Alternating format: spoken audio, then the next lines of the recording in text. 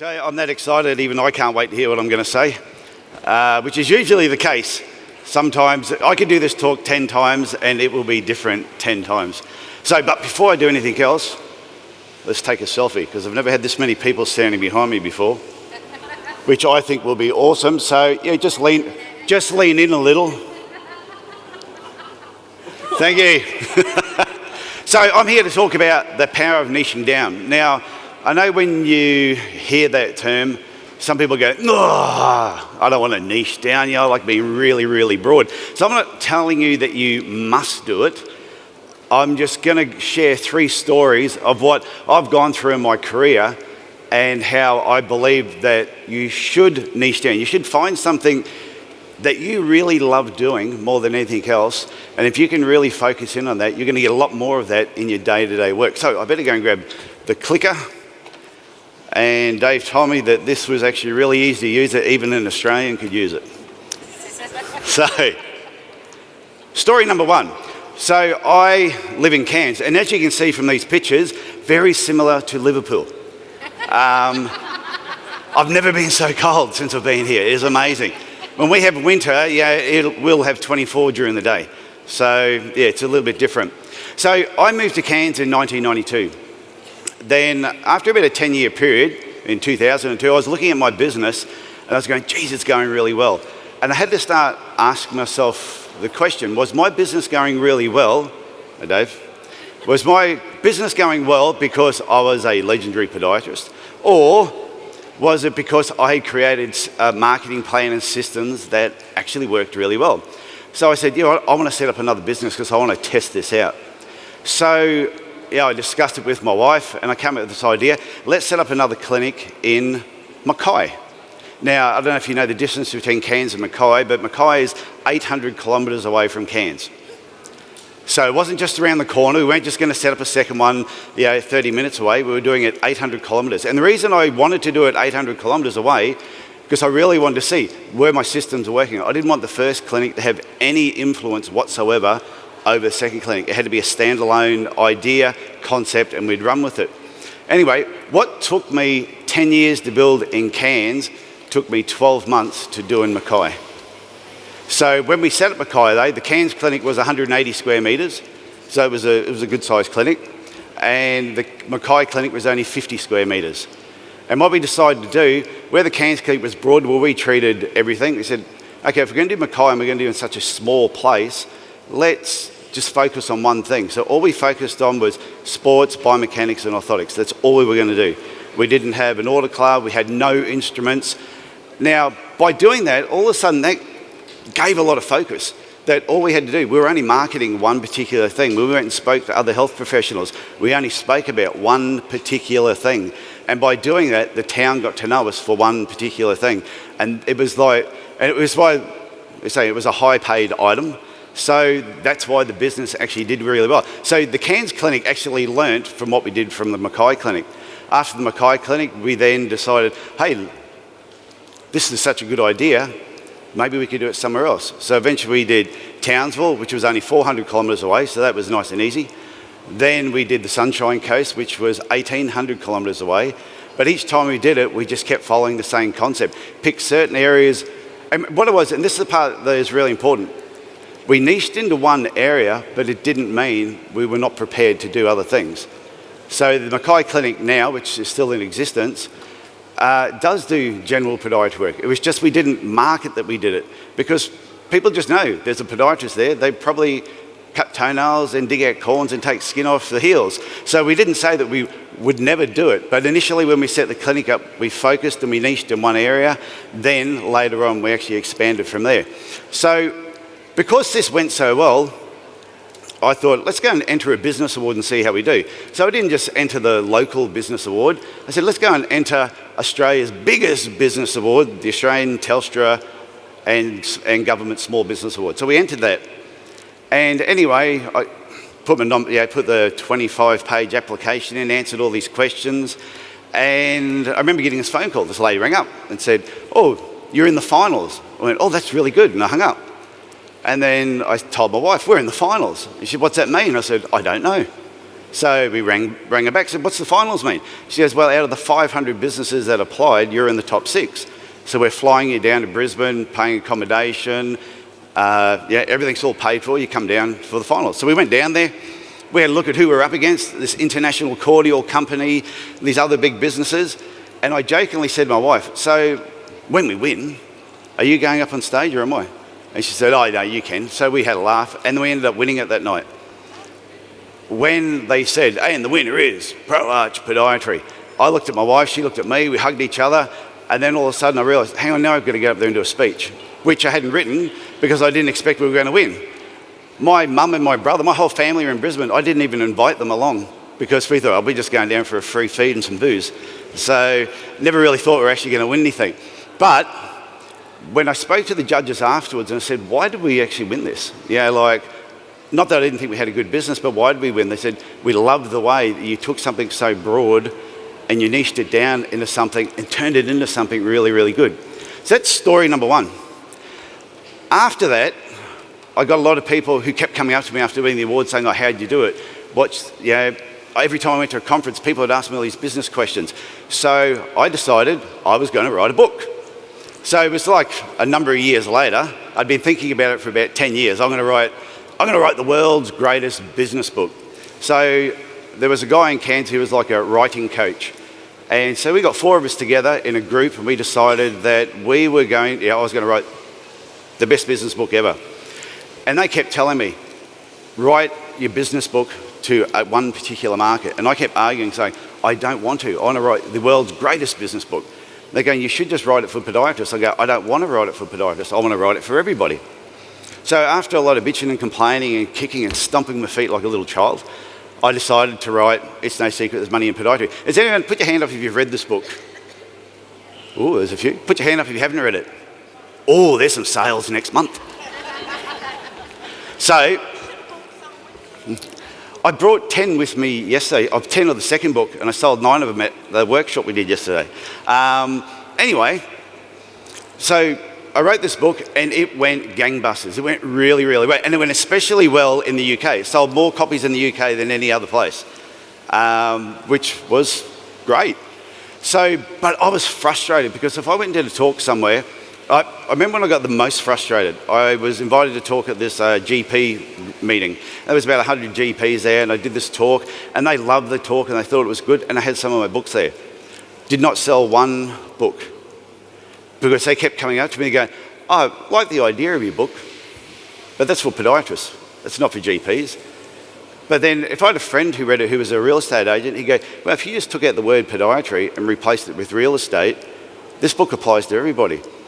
So I decided I'm going to write book number 2, which is how the second book came about.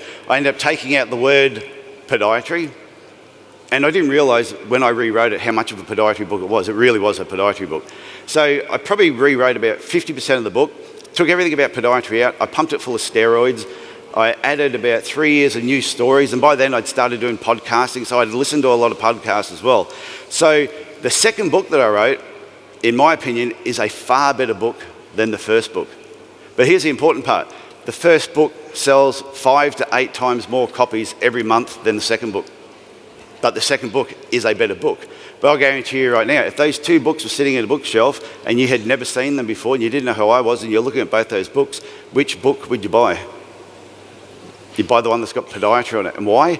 Because I've niched that book down into one particular area and I'm talking to one particular group of people.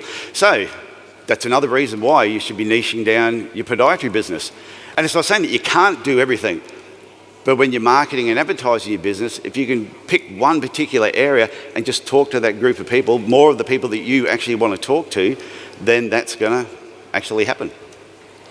So after I wrote the second book, you think I would have learnt, like going from the Cairns clinic to Mackay, I proved that niching worked. Doing the first book and the second book, you think I would have learnt something from that. So I decided I'm going to get into podcasting. And I was listening to a lot of, I did this walking challenge. Listened to a lot of podcasts and I thought, okay, I want to have my own podcast. So this goes on to story number 3. So I set up my first podcast, It's No Secret with Dr. T. It is a small business and marketing podcast. Now, it is a very, very broad genre. And the podcast itself, it went okay. I had all these dreams of where I thought it was going to go, but it went okay. I have some really cool guests on there from all around the world. And the best thing, if you've ever thought about starting a podcast, come and talk to me. You should. It is a great medium. It's a great way of marketing whatever it is you do. But that's another story altogether. So anyway, I got this podcast up and running, and it's going along okay. But it wasn't really reaching the heights that I wanted it to reach. And then I was sitting down and I was working out, I was getting ready to write my third book. So I'm in the process of writing the third one. In that process, I read the first book again and I read the second book again. And there were two things that stood out in both those books. I kept talking about niching down. And I'm going, hang on. So I know that I should niche down. I had the Mackay business, I had the Cairns business, set up the Mackay business by niching down, went really well. Had book number 1, did book number 2, but book number 1 did really, really well. So why did I do a podcast that was so bloody broad? So all of a sudden I went, wonder what would happen if I did a podcast just for podiatrists. So that's how the Podiatry Legends Podcast started. So It's No Secret with Dr. T's been going now 2 and a bit years.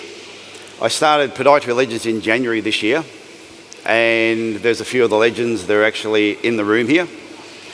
And what was interesting, from the first month, the Podiatry Legends podcast has 3 times more downloads than the first podcast, which has been going 2.5 years.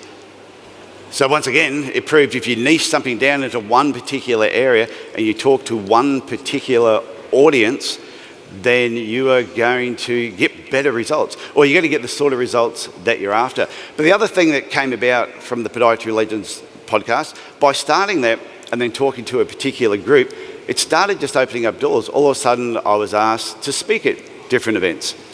I could run a marketing workshop in different areas, and I was getting more people turning up to the workshops. All of a sudden, if I was doing some coaching clients, I'm getting more coaching clients because of the podcast. So when you have a look at your own business right now, just think about it. It's nice to be broad, and I don't think there's anything wrong with having a very broad practice. But look at some of the areas in your practice and you go, okay, what do I enjoy the most? When I get out of bed in the morning and I go to work and I have my 20, 25 patients or 15 patients a day, which are the patients that you actually see that you go, you know what, I really, really enjoy seeing these particular patients. And what I suggest you do, and here's a marketing tip, I wasn't going to talk about marketing, I'm going to throw it in anyway, do an internal survey to your favourite patients. Do up a small survey. Whenever a patient comes in that you love and you go, if I had patients like that day in, day out, I would be at work early, I would leave late, and I would leave happy and probably have more money in my pocket. Just send a survey to those patients, ask them 5 simple questions about, do they read local magazines? Which radio station do they listen to? Are they a member of any social club? Are they part of a sporting club, golf club? Ask them some really simple questions, send them that survey, and in that survey, enclose a cover letter. They just say, whatever you want to say about why you've sent the survey to them. Enclose a self-addressed envelope with a stamp on it so they can send it back to you. And then we have these, in Australia, these $2 scratchies, where you can scratch and win a certain amount of money. We would enclose one of them in the envelope, because as a thank you for doing the survey. And we'd put a little note down the bottom. Oh, by the way, if you happen to win $25,000, feel free to spend as much of it you want at our clinic. If you feel really guilty, just give us half. And we would get back 90% of the surveys every single time we sent them out. So if you've identified patients in your business, or you look at a certain area of your business, you go, I really like that area, that's what I love doing, start focusing in on that.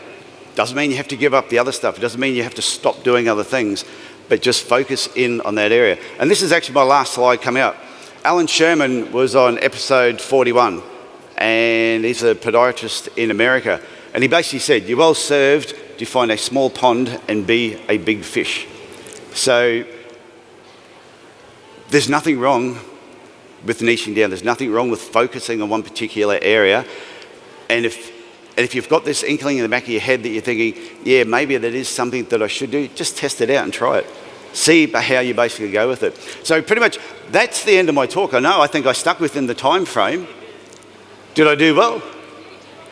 But one thing I want to say, I just want to point something out to everybody here just before I leave. This is completely this. This is a good story. Is I met a girl here with Vivian. Where's Vivian? She'll be in here somewhere. She probably won't. Oh, she's right at the back there, but she won't stand up. I always say that when you're doing podiatry, you don't know whose lives you're going to touch. So yeah, patients come and go all the time, but you don't know what effect you can actually have on them. So Vivian at the back there, who is a UK podiatrist, came and saw me in Cairns as a patient when she was about a 12-year-old. And by her seeing me as a patient and treating her problem and helping her, that made her decide that she wanted to actually be a podiatrist. So, and then she came up and said hello to me earlier on, which I thought that was fantastic. So, guys, thank you very much.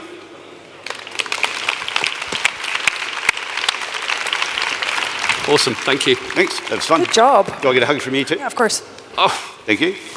you've got a copy of the signed book, Favourite don't child, ask too much. So I think we've got time for one question because there's no questions actually on the app. Does anyone want to ask Tyson a question? Oh, there you go. Hold on. I'm not going to jump down. Go on, run quickly, run quickly. Or make it a simple one. Oh, this is not good in heels. Let's go. Ooh. Those lights are God, bright, this aren't is they? They are, fun, aren't they? isn't it? I feel like I'm on a game show or something. Come on down. Anyway. We might have two questions actually, but Well, waving a hand over here. Hi. I understood how you got a good return on the survey, but I didn't understand the purpose of the survey. Oh, okay. The purpose of the survey is... question. So say you have 15 patients that come in during the day, and 10 of those 15, you sort of go, they're just tiring. Like I'd rather wish I hadn't got out of bed for them. But there'll be that 2 or 3 that you sort of go, they are so good, always on time, they're just really polite, they're really nice. You go, they are just fantastic patients. If you send a survey to those patients and find out where do these patients hang out, if you can find out where they hang out, then you know where you need to either advertise, market, or go and put yourself. So if they're part of a, say, golf club, for example, go and hang around the golf club. Even if you can't play golf, just go and hang around there. Just be that person. Okay, we have another question over here. Oh, where are you? Oh, Can I there. ask 2 very small questions, please?